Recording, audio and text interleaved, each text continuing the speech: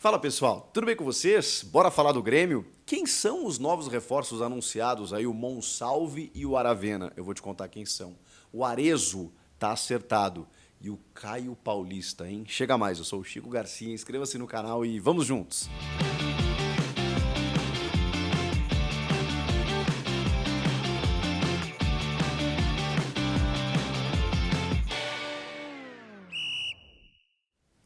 Bora falar dos reforços do Grêmio, a direção está se mexendo, o Grêmio precisa de qualidade e com um perfil muito característico, né? O Grêmio está apostando em joias do continente sul-americano. Jogadores jovens, promissores, tentados por grandes equipes e que chegam no Grêmio, claro que como uma aposta, claro que com talvez até um período de adaptação para serem lapidados, para daqui a pouco despontarem ali na frente. A nossa urgência é diferente, é para agora. Mas são jogadores também que têm uma rodagem até de seleção de base, alguns até seleção principal, que estão aí no mercado sul-americano, no continente, e alguns, inclusive, prontos para jogar. Então, assim, pode ser que precise de adaptação? Pode ser. Quando vem um estrangeiro, um jogador estrangeiro, a gente sempre tem que ter esse cuidado. Mesmo assim, eu estou muito confiante. Porque a gente vê recentemente aí no futebol brasileiro vários gringos despontando em algumas equipes e sempre surge aquela dúvida: caramba, como que a gente não viu antes?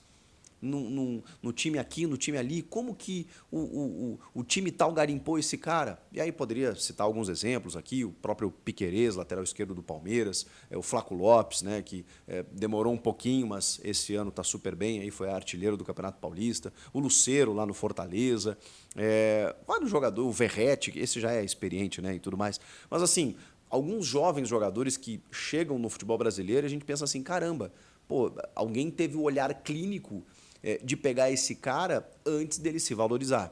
E aí, eu tenho que dar valor aqui ao centro de análise aí de dados do Grêmio, que pesquisou esses caras, levou até a direção se reuniu com o Celso Rigo, o investidor, e o custo de todos eles não é baixo, não. É cerca, assim, somados, né, de 8 milhões de dólares. Então a gente está falando aí de cerca de 50 milhões de reais. O Grêmio investindo nessa janela era necessário. Tudo bem que com o investidor, o Grêmio tem dificuldades financeiras, não poderia sair gastando. Você não consegue contratar um jogador afirmado, tirar de um grande clube. Então o Grêmio está sendo criativo. Eu não vou criticar essas contratações antes delas acontecerem. Pode ser que esses caras cheguem aqui e não joguem absolutamente nada, o que é o risco, né? Mas eu não posso criticar uma contratação que ela é feita num momento difícil, com criatividade e com um perfil interessante, que é de jogadores que chegam, podem se valorizar muito mais e daqui a pouco o Grêmio até lucrar com esses jogadores contratados. Mas tudo bem, vocês querem saber quem são, né? Pelo menos quem não conhece aí, o Miguel Monsalve e o Alexander Aravena. Vamos começar com o Monsalve, que é um meia colombiano de 20 anos, fez praticamente toda a sua carreira no Independiente de Medellín, tem passagens aí por Sul-Americano e Mundial Sub-20 da Colômbia, é o camisa 10 do time, né? Vinha sendo do Independiente Medellín, tem 75 jogos lá, com 9 gols e 8 assistências. Se você considerar, são números baixos assim em relação ao número de jogos, mas ele virou titular e capitão do time mais recentemente. É um meia, realmente aquele meia colombiano de toque de bola, refinado, articulador, que tem finalização, mas tem muita distribuição de jogo. É o cara para substituir ou para disputar posição com o Franco Cristaldo. O Cristaldo, assim, inclusive foi um cara que custou no primeiro ano, até dependendo do...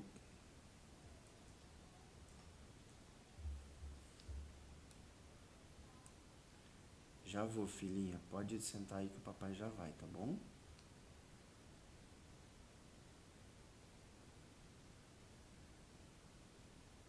Papai já tá indo, tá?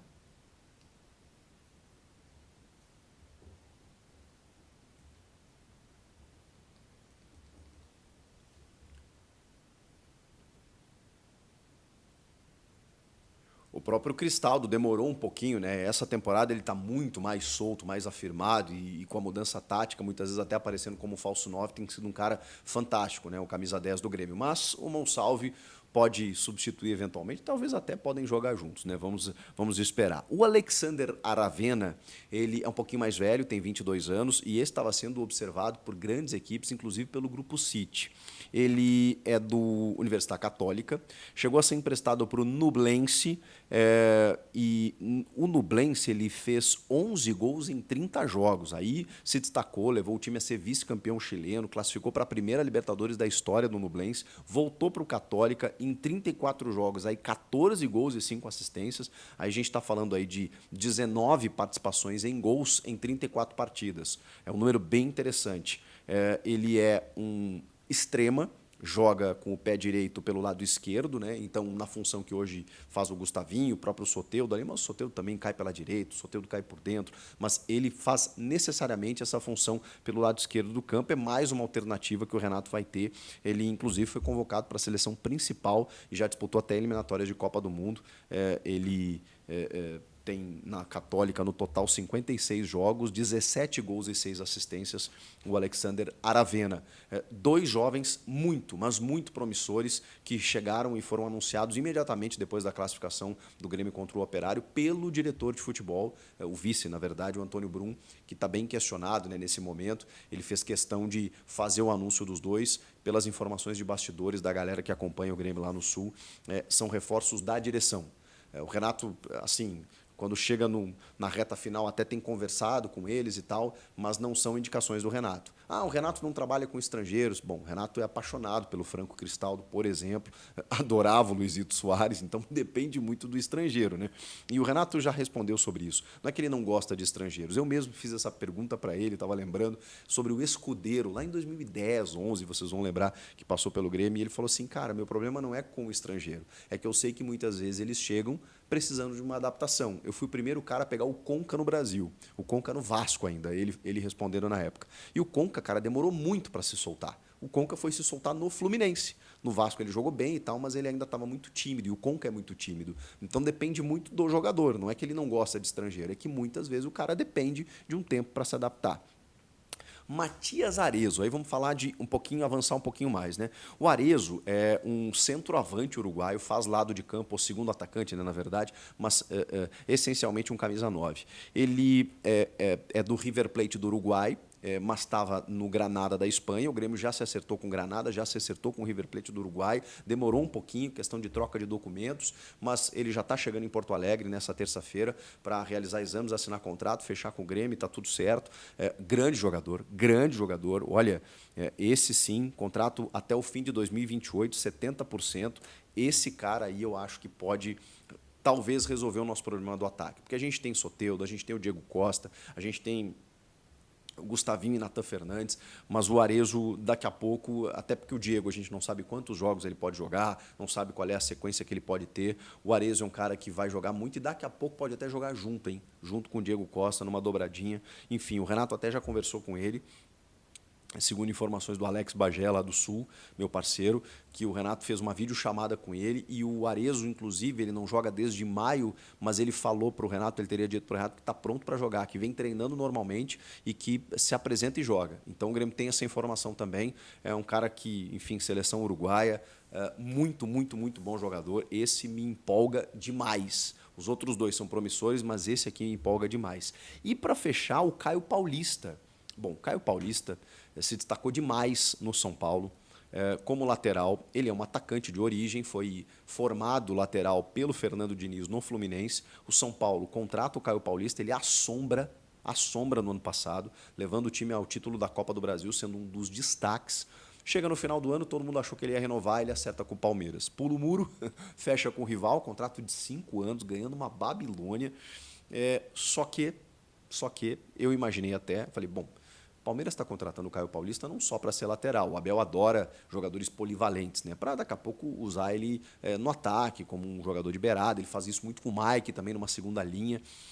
E o Caio Paulista foi muito pouco utilizado. Tanto que ele tem 5 jogos, eu acho, no Campeonato Brasileiro. Então ele não estourou o limite, poderia jogar Brasileirão, né? Não estourou o limite de 7 jogos. Copa do Brasil ele já jogou, não pode jogar a Copa do Brasil, mas Libertadores sim. Então o Caio Paulista tem contrato com o Palmeiras até 2028. Mas Segundo informações lá dos meus amigos também, o Diogo Rossi e o Alex Bagé, o Grêmio está encaminhando a contratação desse jogador.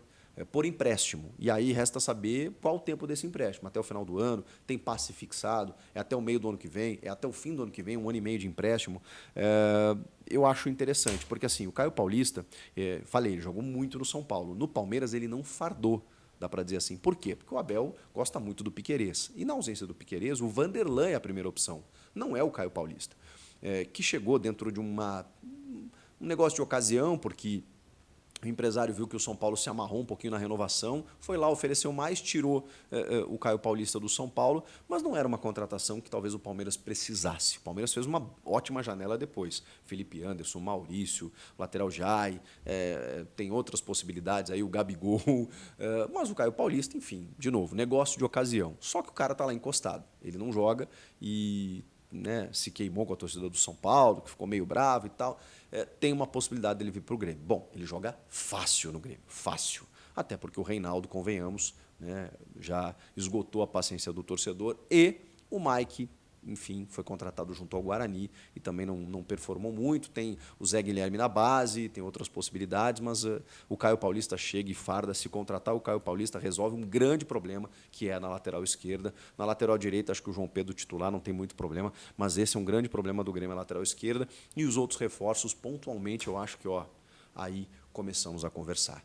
Futebol é qualidade. O Grêmio precisa de qualidade. Precisa que o Diego Costa volte, o Soteldo já voltou, tem o Gustavinho, tem o Natan Fernandes, aí você começa a reforçar o teu meio, também com opções de ataque, aí sim, aí eu aposto que a gente pode sair de onde a gente está.